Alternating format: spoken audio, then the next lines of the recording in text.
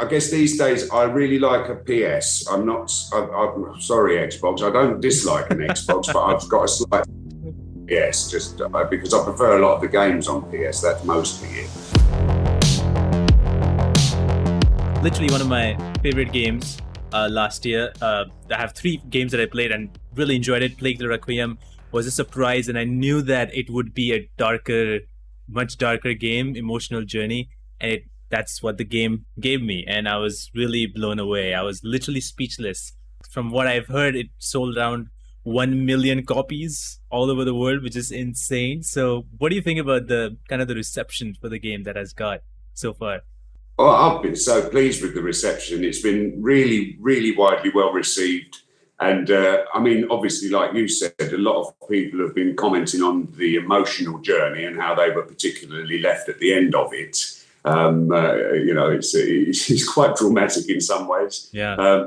But I'm so pleased with how it was received. I honestly, I am obviously slightly biased because I worked on this, but I've worked on many games. And I've played many games, and this is it's probably the most beautiful game I've ever seen, colour-wise. Yeah. The scenery on the beach, particularly, and when they go to the village for the first time and they walk up to the wall and oversee the pretty town with the flags and the carnival going on, it's so beautiful. It took my breath away many, many times, and it was a joyous game to work on, and as I said in my interview for the game, it was, for me, Arnaud was the first character I've really had in a game with a great story arc. I have had characters with arcs before, but he had a fantastic, long, emotional journey and various connections. So he was fantastic to play, and I'm glad that he's been widely received as well, because obviously he started off as an unknown, perhaps bad character, don't really know what's happening, and then the relationships develop as they develop.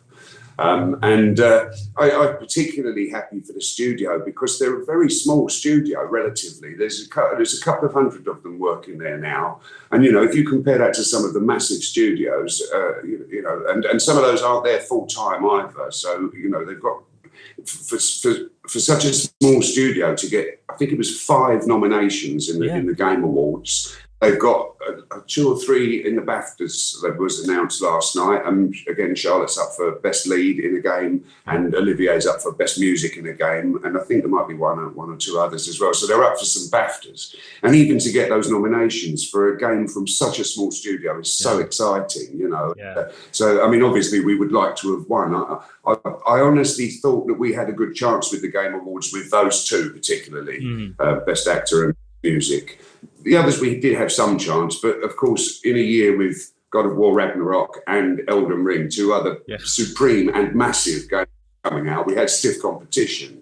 And those are. But there's an example. We're up against those games with those size studios.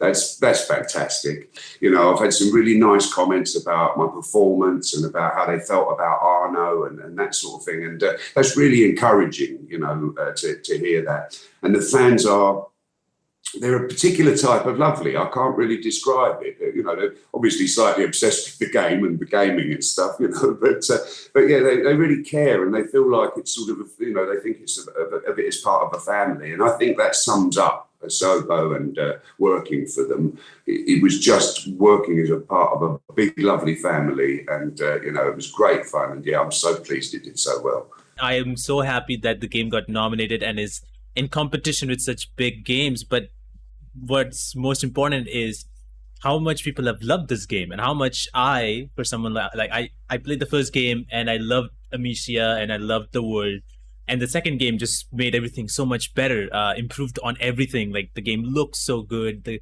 characters, like Amicia, she had such an intense journey. And you mentioned about like this relationship, like in the game, even like the relationship between Arnaud and Amicia starts off in a very rocky situation and then turns into a very beautiful towards the end. So what was this kind of evolving relationship between Arnaud and Amicia was to you? I mean, in the game, what happens, obviously, is that they start off as enemies, and then bit by bit, one of the other sees so first of all, they save each other in some way, and they start to see in each other some strength and I think they hate each other because they're so similar in many ways to start with, and I think Amicia sees Arnaud's developing relationship with Hugo and how lovely he is with him, and realizes there is a softer side to him, even though he's been quite brutal to her at that point. And of course, then you start to find out about why Arnaud's like he is. So you start to empathize with Arnaud, even if you don't necessarily like him. And then bit by bit, once he's really saved Amicia and he's obviously on their side and trying to do everything to help them, of course, by then you've fallen for him. He's a great man, he's a hero.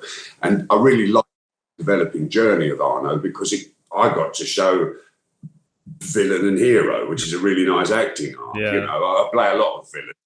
Probably tell from my voice, I play quite a lot of hard sounding people, nasty people.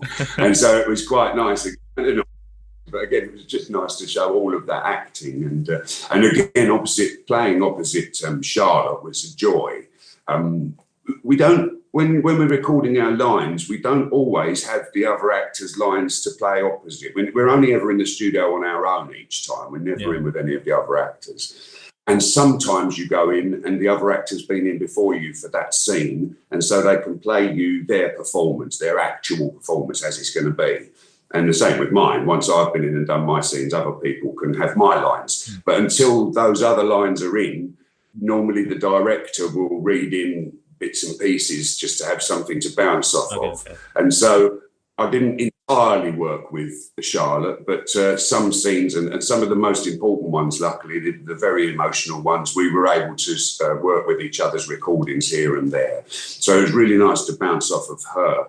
And I think she's a fabulous actor. I really think, as I said, I thought she was up for a chance for Best Actor, seriously up for a chance for Best Actor in the Best Lead in the Game Awards. I think she's up for it in the BAFTAs. I really rate her performance in that. She lived it. Yeah. And I think she brought it through from innocence as part of that family. When she was crying in the studio, she was crying in the studio. Where people say she could cry for like 40 minutes just doing takes and stuff like that. And to sustain, I can't cry on cue. I'm an actor.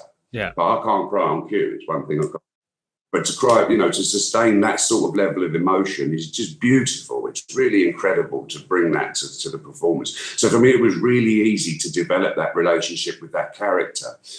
As you mentioned about Charlotte and how she's given in, and she really gave in, and I was really feeling, by the end of the game, I was like really feeling like, oh gosh, like she had to go through this. And I cannot imagine what Charlotte, like at the time of recording, what she must be feeling. And you guys also have like this emotional connection towards the end as well. And I was like, how you guys must be feeling. You must be kind of like drained in some ways, and it must be very challenging. Do you remember any of the challenging aspects of voicing Arnaud in this game? My challenges in this weren't necessarily the emotions. I can play those. I mean, Arnaud didn't really have any massive sadness or, there was bits and pieces. Whereas with Charlotte, those scenes where she's crying and crying and crying, yes, you can act them. But if you're actually crying and crying and crying, it's so much better, So I didn't have to go through such a hard emotional journey as she did. My emotional ride was pretty easy. I think the hardest thing for me was just the vocal performance. There was an awful lot of shouting. And it is tiring, really, really tiring. I've got a very hardy voice compared to a lot of actors, mostly just because I've done a lot of shouting and smoking and various things, nothing good for you. But it's ended up resulting in me having quite a tough voice. So I can shout for quite a long time without it really hurting. But with this game, if you think about it, all of those scenes where Amicia's doing something and Arnaud's battling soldiers and various villains in the background, that's hours worth of me in a studio standing at a microphone shouting all those noises and those sounds and come on, all those stuff, and it is wearing. So sometimes I go in and do maybe an hour of just that. And they're very good. They do sort of look after your voice as much as possible, give you little breaks and, make sure you don't do too long sessions just shouting. So mostly it's really, really good. There was one time, this is nothing against them, it's just the way it worked, but there was one time I had a 3 or 4 hour voice recording session And normally they save all of the shouting and stuff till the end, so that you've got your nice voice all the way through. And then if you're going to rag it at the end, it's fine. But on this one day, I came into the studio and they said, I'm really sorry, but we have to do loads of shouting for the first hour or 45 minutes because of timing. We need those sounds to go off straight away to make something that we're currently working on. And the rest of the stuff we're doing for the session is for future reference, so it can wait. And they said, I know we really don't work like this today, but we've got to. So I shouted for about 40, 50 minutes or whatever it was, and then did 3-hour dialogue on Arnaud. So that day he might well have been slightly more raspy than normal. When you first got to see Arnaud, did you get to see concept art or whatever it was? What was kind of initial reaction to you seeing him for the first time? I think the first time I saw him was probably concept art. When I got into the studio for the first time, we have to sign an NDA, a non-disclosure agreement, before we start the game. It's that we're not allowed to reveal anything at all about the game until either they say so or the game's released, whichever happens the soonest. Even though I've signed that and I'm not allowed to talk about it, they still often only show you what you need to know. They don't show you any other bits and pieces. So my knowledge of the story is actually probably worse than yours, because there's bits of it. If I wasn't in the scene, I don't really know what went on at that point necessarily. I haven't played it yet. I will one day. I love the picture of Arnaud. He's just such a rough, he's massive. I mean, he's much bigger than me physically. I'm quite 6 foot and quite broad. But I imagine him to be maybe half a foot taller than me, maybe, like that. But it's actually, you can see, especially with all his armour on, he's just massive. They call him obviously the Wall, because nothing gets past him. I actually really like his style. I love his clothing and the concept of the design of all of that, and his hair. I really like the fact that he sometimes has a man bun and little bangs. He's quite he looks pretty cool, and then he's obviously got the big hair and the massive beard, the scarring and the grisly face. That all works really well. And we also had a discussion on Twitter between a few of us that the concept artist managed to clear up, which was what were the things he carries on him, little medals and things, because somebody had noticed, one of the fans had noticed that he's carrying maybe a Knight's Cross or something that shouldn't belong to Arnaud, like an English Knight's Cross or something else that shouldn't belong to Arnaud. And they were asking why he's wearing medals from other places when he's this specific thing. And so I said I wondered if it was trophies that he collected off of his victims over the time. And then the concept artist got involved and said, basically that was what it was, things he'd found and collected, off of people and various stuff, So it was great to see him, and it really helps inform the voice as well if you can see some concept art. And they'd already said he was big and those kind of things, so I knew I was going to do him quite deep. And then I think we went straight into the VT stuff, which is the cut scenes. They've done everything for those scenes except put the voice in. So they've done all of the movements. They've done all of it starts in France, in Bordeaux, in a movement studio with French actors in suits in the mocap studio, and they do all of the movements for the character. That's how it starts. So then that gets sent to the animators, and then the animators paint the pictures over those characters and get them to move around, and then they're on the screen. And then that gets sent through. There's a few more other layers in there than that, but that's basically it. Then it gets sent through to us, and we put the voice. And so when we voice those animated cut scenes, there's also dialogue been done by the French actors that were doing the mocap. They've already done the dialogue. So what we have to do is lip sync. We have to make our words move in time with their lips, because otherwise it will look like we're out of sync, So we get sent through the video, which by now is actually a scene of Arnaud with Amicia and Hugo or whatever it happens to be. And then the dialogue, they do it in English, and the dialogue comes up on the screen, and there's a little scroller along the bottom of the screen and a marker, and you have to hit the marker. So the words, it tells you where the words are said. So you basically have to fit it in exactly that same time. But they're able to tweak it ever so slightly. if it's not bang on. But yeah, you have to be really accurate and say the words at basically the same time as the original French actor said them, but with the emotion of your version of Arnaud, which is, you know, that's another challenge. Yeah. Back to challenges, you know. When you see him moving, when you see your character moving around for the first time as well, that informs you. You know, he's quite solid when he moves. He's not fast. He's bulky. He's kind of, you know, and that all helps inform the voice choice, but also all the emotional choices and the, you know, various other. I sort of stand more like Arnaud when I'm in the studio because it makes me feel, you know, much more like that. You know. So yeah, I love all of concept art and you know, some of the other characters. Sophia, what a wonderful concept art character that was. Beautiful design, you know. And like I said, I thought the concept design on the entire thing was the best I've ever seen, honestly. Did you ever watch or play or watch any of the scenes from the game overall? Yeah, so they play bits back here and there if we want to see context. Sometimes they'll just play us a bit just because they're really excited about it and want us to see it, and then that grows our excitement. So they might just show you a bit of the last cutscene you did that's now come together, you know. Any scene that I'm doing the voice of Arnaud in the cutscene, I get to see that entire scene in front of me as well. So, for example, again, coming back to that point where they walk into the village for the festival, I got to see all of that colour and beauty as I was doing the scene because they'd already made it. And so I saw that whole scene, but I saw it from a producing Arnaud's voice perspective, you know, so I didn't see the complete thing, but I got to see the pictures. And then since I've finished recording, I've looked up some of the scenes on YouTube, various, just to see, first of all, bits I hadn't seen, and also to see what people's responses were to the things we've done, you know, and I'm always interested in seeing how found it, you know. So then I've seen all of the cutscenes now in completion.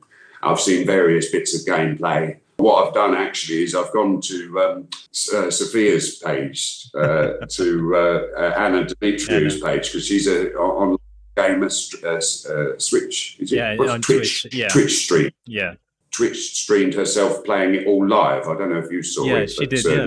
And then she played bits of it with Charlotte, I think, as well. Yeah. I don't know this. But I caught up with all of this on Twitter. I saw that it was kind of happening. So I thought that was all beautiful and lovely and all kind of part of the game and stuff like that. Oh, so yeah. The stream that she did when she was playing by herself, and then when she brought in Charlotte and when they played together, and it was really funny to, you know, both of them are talking about their experiences, what they did, and it's really fun to see, like, because Charlotte was playing the game and she probably didn't play a lot of games, so it was like her own struggles. It was her first time playing any. Yeah, and it's so hard for her to, you know, figure things out. So it was like really funny in the things that she was doing in the game. So do you actually ever play any games yourself, or is it like you're fine with just being a part of the game? So I don't allow myself to own a console because I would be up every night till 5 o'clock in the morning, addicted to games and not being productive and ruining my life. I used to basically do that in my teens and 20s. Whenever I could, I just played games. And being an actor, of course, especially when I was doing mostly stage and TV and film, you do get a lot of time to yourself. So you just end up gaming for like 12 hours. Well, it's what Anna does, but she's now making a living out of it. You know, I mean, she's doing it, you know, professionally, which is. And I've played. I still play now occasionally on friends' consoles. If I go around to friends for evenings, or we'll have a games night or something like that. So often it's two-player co-op, or what we might do is play something like Red Dead Redemption or Red Dead 2. I mean, you know, and maybe we'll play a bit of it until we think it's the other person's go, or until we die, or until we end a level or something like that, and then swap the controller, you know. Yeah. And that's a really nice way to do it. And especially a game where there's some puzzles and things like that, because even the non-player can work together with the player to make suggestions and kind of, you know, develop. And I really like playing with somebody else as well. You know, I love playing on my own and just getting into a game. But there's something special, like you just said, when Charlotte and Anna got together, you know, to play together. 25 years ago, me and one of my best friends were sitting playing a game, Broken Sword, the original Broken Sword. Wow. And we were playing it and we were like, hang on, that's Rachel's voice. That's Rachel Atkins. Hang on, that's David Holt's voice. Hang on, and we were basically playing and realising that all the characters were our new mates from radio when we were working on BBC radio drama. So we were playing this game and every single character was voiced by one of our new friends that we'd worked with over the last year or two. And we were like these young 20-something year old fresh actors going, oh, this is so exciting, you know. And then, of course, now 25 years ago, it's me and him sitting playing games going, is that you? Yeah, that was me. Yeah. Oh, there I am. Do you have any of the favorite games? Do you remember of any game that you really, really liked when you were playing? I actually think my favourite game series so far, and I haven't played the last one, which is the two female characters together, but I've played the first four, is the Uncharted series. I played all of those. And I thought they were groundbreaking when they came out. Each one of them at the time was the change in the graphics that, you know, you could see beginnings of water beginning to get better and skin and faces getting better and the movement and light, particularly. They were groundbreaking, I think, as far as some of the changes were concerned. And of course, the early ones look completely out of date now, but at the time they were, you know, stunning and amazing. So I think they were very important games. But they're my favourite type of games. I love The Last Tomb Raider and I like Resident Evil Village and Night. I like Resident Evil.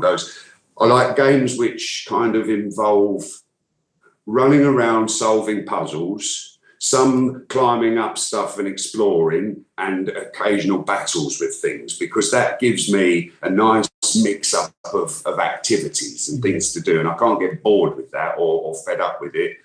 Frustrated, because there's enough mixture, and that's what I like. Whereas I know full well that other people like games that are just running around gore-fest shooting people for 12 hours, you know, and that's great, that's up to them. And of course, I mean, I've voiced some of those characters. I'm in Warhammer 40k Dark Tide in your hub. I play Morrow in Sergeant Morrow in that, and he basically just goes, what are you doing? He's one of the mission givers. What are you doing? You've got to go over there and pick up that mycelia. Get up that ladder, you know, all that sort of thing in your hub. So I've played a lot of those war type games, and it's just going to be cool to hear me in those as well. You know, that's good fun. You were mentioning about like Uncharted games and how it you know, kind of improved and developed, and I really love the Uncharted series myself. Like, I'm a big fan ever since I got my PlayStation 4, and I got it very late. But when I got PlayStation 4, I wanted to play Uncharted games. And I played the fourth Uncharted game, and it's the best looking Uncharted. If you really compare from the first game, the fourth game looks incredible, so different. I guess these days I really like a PS. I'm sorry, Xbox. I don't dislike an Xbox, but I've got a slight PS just because I prefer a lot of the games on PS. That's mostly it. But I've played Xbox and loved it. You know, I don't PC. I don't understand PC gaming, so I don't do that. Yeah, I've tried the online stuff where you play multiplayer online, but because I don't do it, and because those people do it for 24 hours a day, I basically is the same for me. I get spawned. I'm like, oh great, where am I? Dead. Spawned. Oh brilliant. Well, dead. And I'm just like, I can't. There's no, you know. Even once I've played the game, I suppose what you have to do is play the game through in hard mode once, or, you know, get to hard mode. Once you've finished it in that, then you're probably up to speed. But I don't know, I just like playing the game medium mode with not too much problems, and then I'm done, you know, I'm happy. And I think the games that I've loved most in my life when I was younger, when I was sitting around with my mates having fun and playing games all together in a group and stuff, the two that stand out from back then were GoldenEye, 007 GoldenEye, 4-player co-op, do you know, with the split screens, and you play in each, so 4 of us could play together going around hunting each other and stuff. That was brilliant. And Super Mario Kart on the same console with the 4 split screens where you could play either battle or the races, all 4 of you together. But you mentioned like you have been, you know, part of so many games. What was it that drew you into, like, okay, I want to voice act in video games? What was that thing that drew you into? So first of all, I got into acting, you know, as I said, in my sort of late teens, early 20s, went to college, went to drama school, and then got into voice acting. At the end of my drama school, I won I entered a competition which was run by BBC Radio Drama to find some actors to be on what they called a BBC Radio Drama Company. So on BBC Radio, they have what they call the afternoon play every day at 2:15.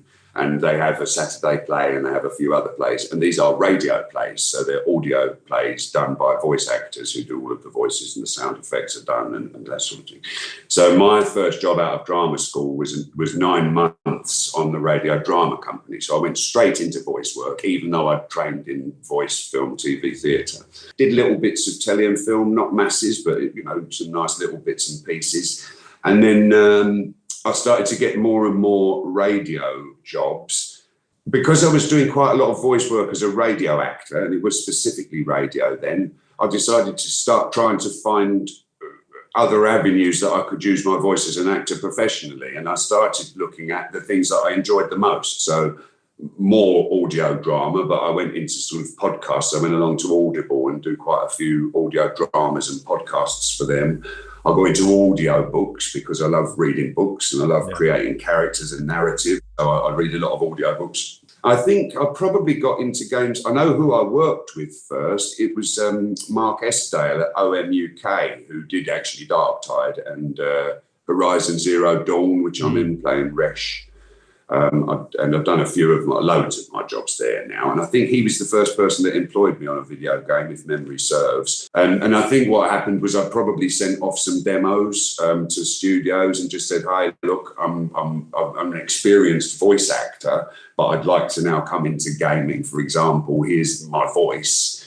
I'm very experienced. I can do multi-voices," because I do a lot of accents and characters and stuff, like I said, Arnaud is kind of my voice, but he's much more RP than I am. He's much well-spoken than I am. He's not very, very posh, but he's much more well-spoken than I am. I've got this London accent. Morrow's just basically me, but with a bit of throat. Morrow talks like that. "What are you doing?" So he sounds gruff and grizzled and like a veteran. So it's my voice, but with a bit of a on it to make it different.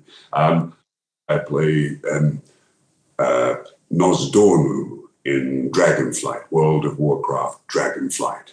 And Nosdormu speaks with a mid-Atlantic accent. He's not quite American, but he's not quite British. He's got that sort of mixture that the old film stars used to have. Yeah. And he speaks slowly and deep. But when he gets darker, as Morrison, he gets like so. So I never really play the same voice in anything. There's all aspects of my voice and versions of it and stuff. And I think that's one of the things I love the most about my job is the playability in games. I can play many different characters in one game. So often I play 3 of them. I suppose 2 to 5 is probably my average, and they're all medium-sized characters. I think the most I've ever played in one game is 34 characters. Yeah, but of course these, this is a big world game. So I'll be a villager in one village, and then you won't meet me for 3 days until I'm in, the castle as a guard. I wouldn't use the same voice for the villager as the guard. I'd make sure that every character in that game had a different voice. And then over some time, I'm Arnaud, riding around on a horse, slaying villains and doing all sorts of stuff that loads of other people have added loads of wonderful, weird stuff to and created this amazing thing. And it still blows my mind, even though I've been doing it for such a long time now. It still blows my mind. And what also blows my mind is the development of the graphics. Like I was talking about earlier, the beauty in Requiem, but also I was saying about the water having improved. We were saying, you said it as well, water having improved over time. Skin, if you look back at, say, the Uncharted that was made 6 years ago, we've come on in leaps and bounds since 100%. Then, and it's only going to, there are games that were made 2 or 3 years ago that look completely outdated now. So I'm constantly amazed by the advancement of the quality of these things, and I can only be excited about where it's going in the future as well. Yeah, me too. I'm very much excited to see where it goes because, as you mentioned, visually, Plague Tale Requiem is so good looking. When the first time, especially, and I really love the night scenes. Whenever there's night scenes in any game, I really love it because if they capture it in a particular way with the lighting, and I'm really blown away by it. And Plague Tale Requiem had that. When I first saw the first night scene, I was like, wow, it looks so good. And that's where I realized that how beautiful this game is. And it just continued to be that way. It's so awesome that you got to be in so many video games and be part of, like, as Warhammer as well, which is like a big franchise of its own. And you have so many games coming up, so I'm just super happy that you have been working on all these games. You're yourself a lover of video games, so it's so cool to hear someone talk about the games that they loved and be a part of video games. So I really, really, in the end, want to thank you for taking the time to joining here and talking about games. It's such a pleasure hearing you talk about all the worlds that you have been part of and all the games that you played. You're so welcome. It's been fantastic chatting to you, and I've really enjoyed it. Thank you very much. Cheers, everyone. Thanks for your support. Bye.